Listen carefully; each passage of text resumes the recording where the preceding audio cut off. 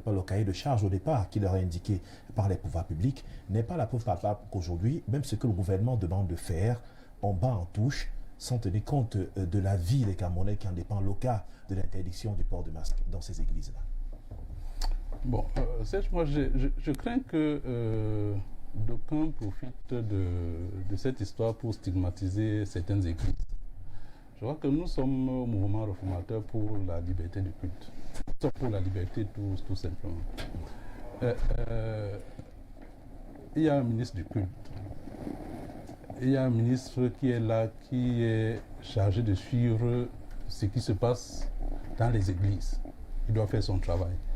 Je vois votre consultant, il a bien fait de souligner les conditions d'ouverture des églises. Si c'est le président qui doit autoriser l'ouverture et qu'aujourd'hui on se retrouve à des autorisations données par les sous-préfets, vous voyez exactement ce que ça fait. Donc, moi je pense que je crains, et je crois que c'est ça notre préoccupation principale, que les gens profitent de cela pour stigmatiser les églises. Combien de gens au Cameroun, combien de personnes au Cameroun portent le masque?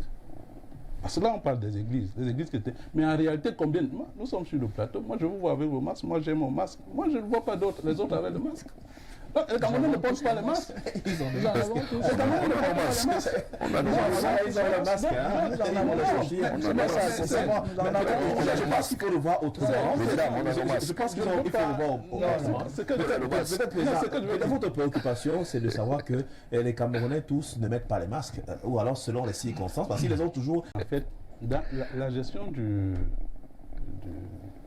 la pandémie, et c'est ce que nous pensons au mouvement réformateur, la gestion de la pandémie n'a pas été très bonne. Parce qu'en fait, si les Camerounais... Sortez, vous allez voir que les Camerounais ne portent pas les masques. Allez dans les carrefours, vous allez voir, personne ne porte le masque.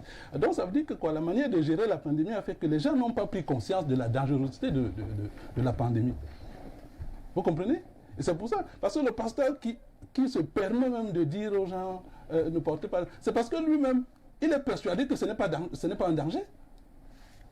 C'est parce qu'il est persuadé que ce n'est pas un danger. Donc, on n'a pas bien géré la pandémie. Quand vous demandez à...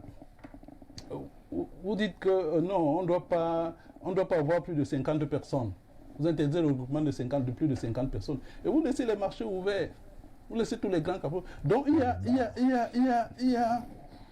y a un contre-message qui fait que ça annule tout ce que vous êtes en train de faire comme effort. Et c'est ce qu'on voit. Donc, moi, je pense que c'est ça le problème. Donc, ne stigmatisons pas les églises. Que le